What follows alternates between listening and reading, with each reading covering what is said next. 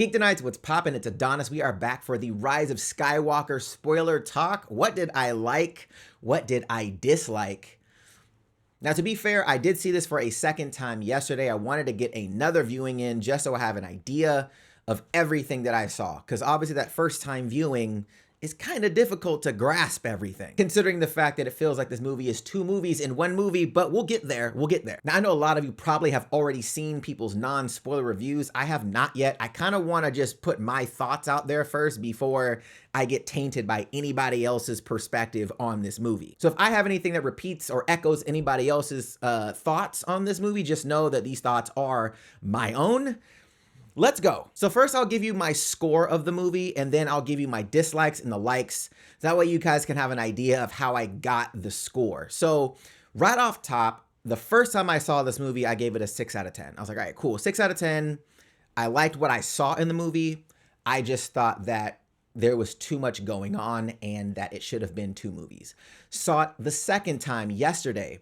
It went from a 6 to a 6.5.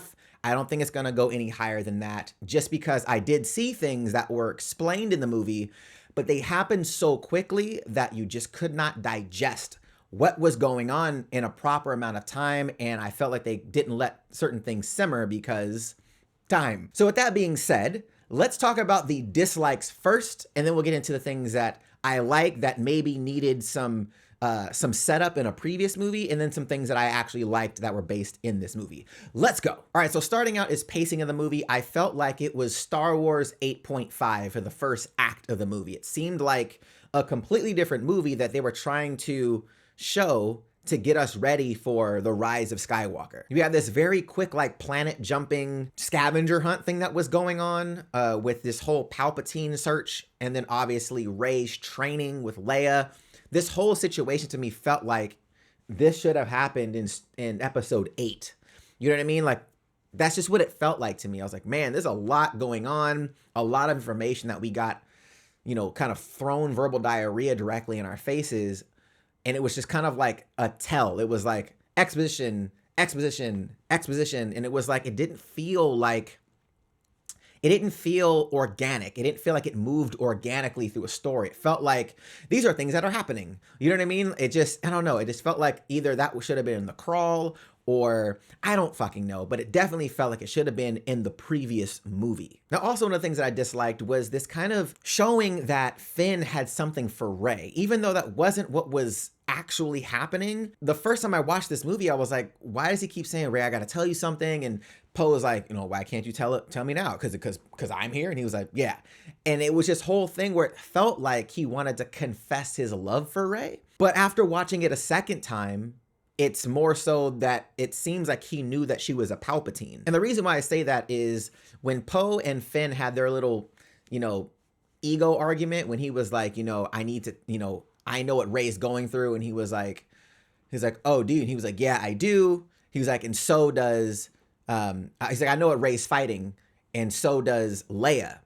That was the moment that I understood the second viewing that, oh, this has to do with the Palpatine situation, not necessarily the fact that he loves her. It's specifically like, hey, I care about you.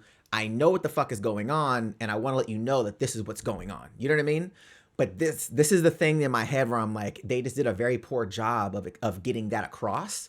It seemed like he loved her versus like, I know something about you that you may need to know. So yeah, just really interesting. Also weird was that relationship kiss at the end with Ben and Rey. For me, it just didn't really work. I get what they were trying to do, but I just felt like, there wasn't enough hints at her wanting to be with Ben and vice versa.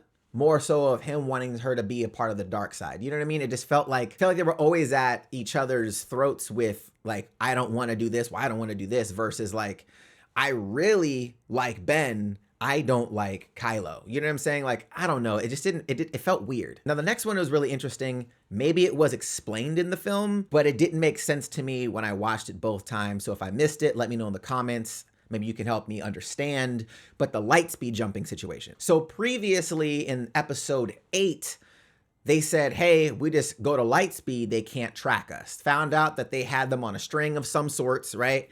They tracked them somehow, and they were tracking them from the lead ship, right? It couldn't just, you can't just jump into light speed and then they can follow you. So in that situation, I was like, oh, that's interesting. So they found a way to track this particular vessel, and it's from the lead ship. Cool. These are TIE fighters, literally all jumping and chasing the Millennium Falcon. So I was actually really confused on how that works. Did they allow that now to happen? Like it's just a common thing? And if so, why weren't the crew surprised that they're following them through light speed?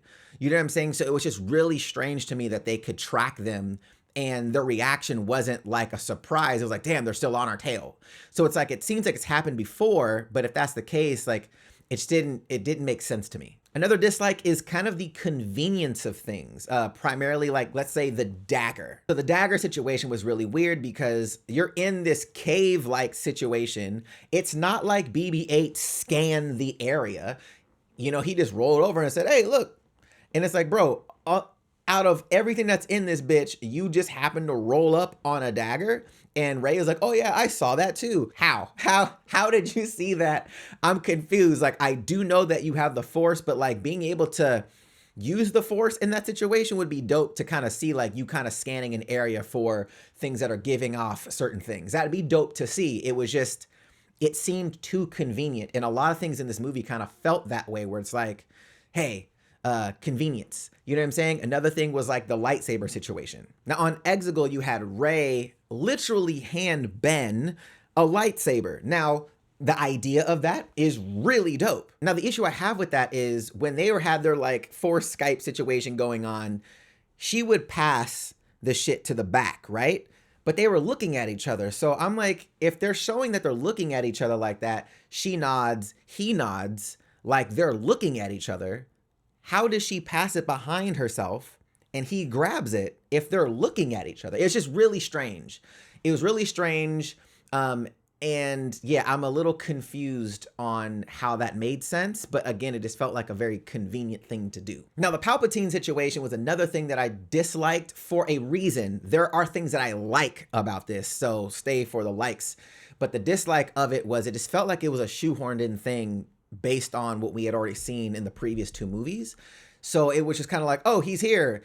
The dead speak, like right in the crawl. You're like, oh, Palpatine's back. Like, okay, like those things to me, it was like a big reveal like that should not be revealed in the crawl. You know what I mean? It should be revealed in the movie, not the crawl. So it was just really, it was like, you can tell it was an afterthought outside of Episode 8. Now, also one of the things that was really weird to me was the final battle just felt very anticlimactic. It felt like, again, kind of going back to that convenience thing, like they just happened to not have the technology to elevate themselves past a certain elevation. So the fleet could only go so far. Weird. Even though it seemed as if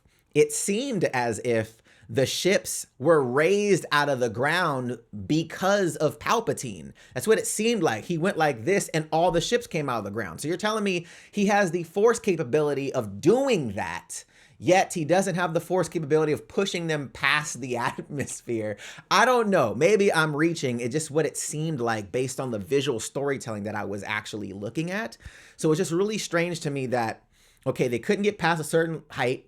So it allowed the resistance to fight them in a way that if they were in outer space, they probably would have been wrecked. And it seemed like they didn't have a lot of TIE fighters. There wasn't a lot of other small vessels flying around. It was just these big ships. So it was just interesting that it just, I don't know, it just felt like very anticlimactic. It didn't feel like a lot was at stake. And I think too, because we see Palpatine literally do this lightning rod of a Force lightning attack that literally almost disables the entire fleet. Like they're failing because their electrical systems are falling off. Like when you see an attack like that, you're like, well, shit. All right, well, the fleet now looks completely ridiculous. Like, well, do you need that shit if you can just shut an entire ridiculous amount of, you know, spacecraft down because of your Force lightning rod attack? Like, it's just really interesting. You know what I'm saying? It's a little interesting. Now, the last thing that was really a dislike for me was more so along the lines of Rey at the end of the movie when she's asked what's her last name? Like Rey what? And she looks over, sees Luke and Leia, and says Skywalker. I was hoping she was going to say Palpatine. I wanted her to say that because she was always kind of aware of that's what she was predicated on this movie. She was kind of aware that's what it was coming from. But it was like, the whole thing was like, don't be afraid of who you are. And then she just acts like she's not that at the end of the movie. It was just really weird. I'm like, okay, so your message is don't be afraid of who you are, but I'm not going to acknowledge who I am. It was just a weird message to me that I didn't really vibe with.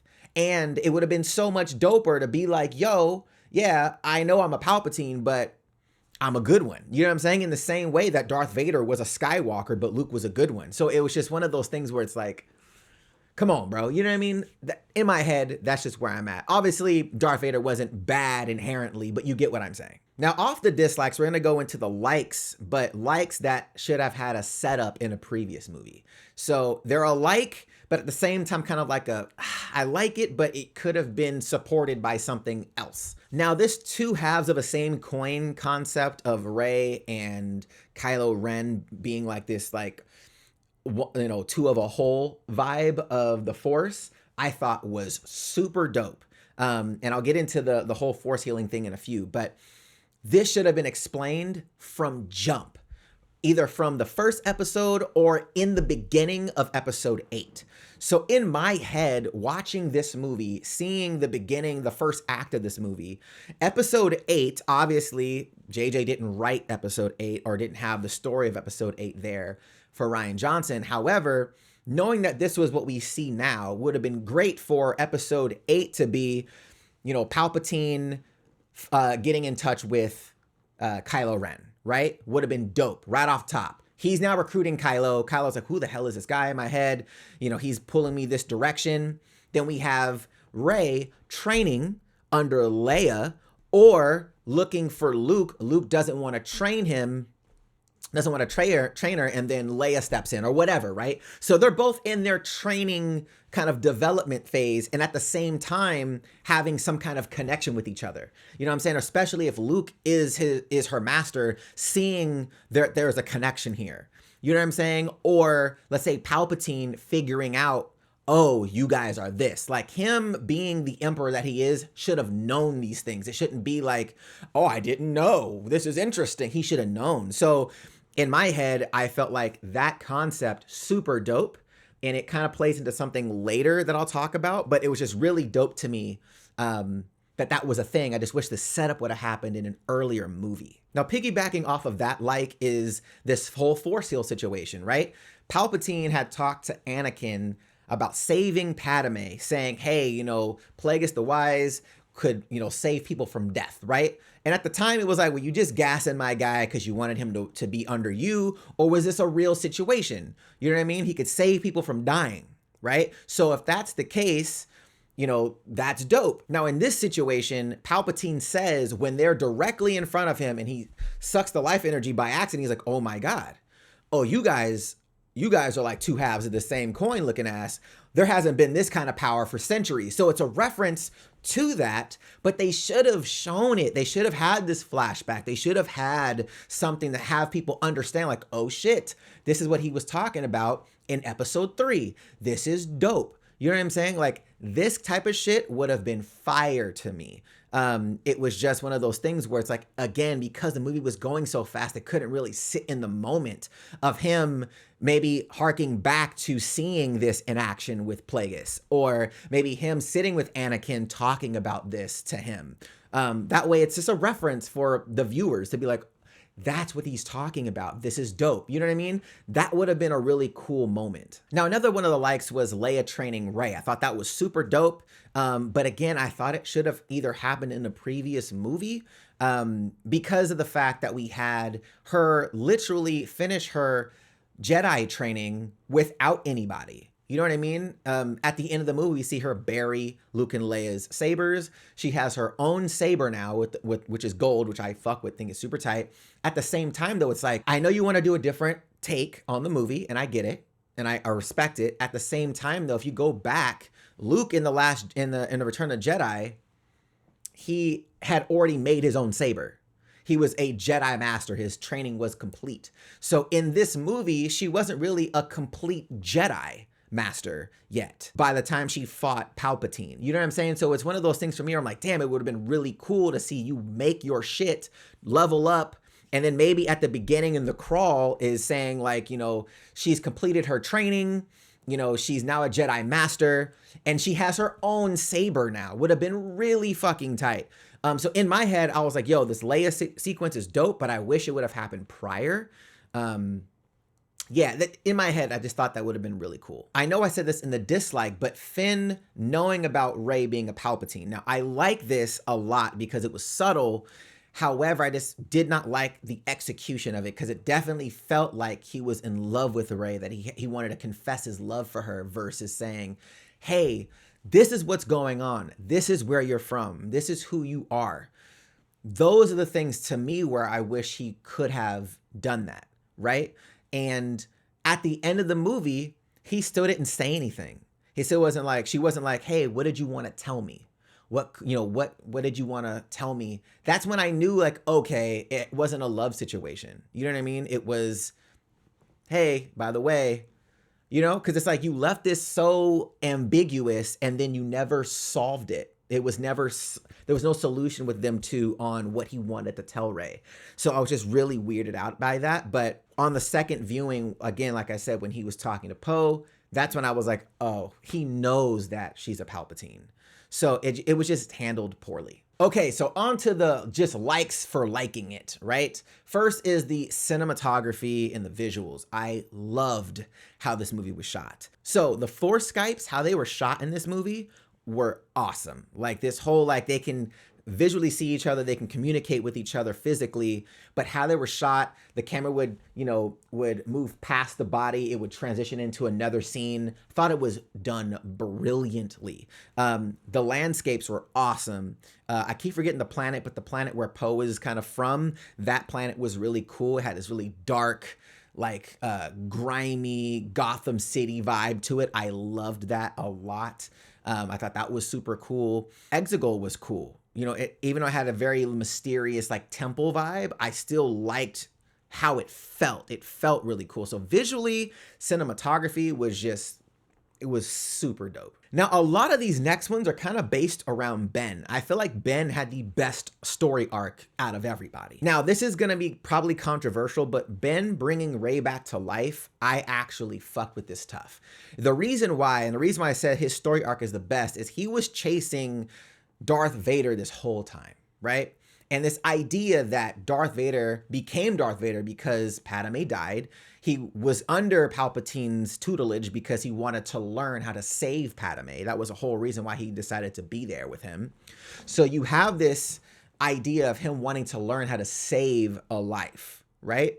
Or, you know, save somebody from death. And Ben Skywalker figures out how to do it. Now, is it because of that they're two halves of the same coin? Possibly. But it was just dope. It was a dope kind of like bow to tie off that story thread for me of him being able to save her life, but it wasn't an OP power. It cost him his life to do it. I thought that was brilliantly done. And that was just my opinion. I was like, oh, that's genius. I thought that was dope because it's like, yeah, they've been able to heal each other, but it wasn't like, oh, you died, let me bring you back to life and I'm still good right now. Like, no, I saved your life, but I also sacrificed mine at the same time to do it. And I thought it was a good way to, one, send him off as a redemption arc, but also doing something that Vader never was able to do. I thought that was really cool. Now, the other really cool moment with Ben was with Han Solo. Now, this moment was dope because one, it was Ben's memory of him, but two, it was what Han said to him. So Ben was like, Dad, and he was like, I know. Basically, he was going to say, I love you. And he says, I know, the same way he said that to Leia. Super dope. I thought that was so clever. And I felt like nobody fucking caught it in the theater. I'm like, did you guys not catch this? I caught that the first time I watched it. I was like, oh, that's dope. That was a cool nod. Like, yeah, I know. Han knows. He's like, bro, I know. I thought it was tight. The other part that has to do with Ben, this also has to do with Rey as well, was how Leia's send-off was. I thought her send-off was done so well, but in a way that was a badass way to do it. It wasn't like she got killed. She sacrificed herself. And I thought that was awesome. She was holding off as long as she could, but she got Ben distracted by saying, hey, what's up? He was like, Mom, what's good? Because he knew that the connection was there. Ben didn't, remember, Kylo didn't shoot her out of the ship. Kylo didn't pull the trigger on his mom. He couldn't do it. So we know that there was something there. So he caught wind. Rey was so in anger at this moment, was so oblivious to what was going on, right? He knew that she was about to die. He drops his saber, like, oh my God, she's dying. Obviously, Rey stabs him, boom. Then she feels it. Oh my God, she's dead. And it was a moment of like, I have goosebumps right now. It was such a dope moment for Leia because she saved both of them. Saved Ben from going even further into a space where he didn't need to go and, you know, killing Kylo Ren essentially. And also stopping Rey from becoming a Sith.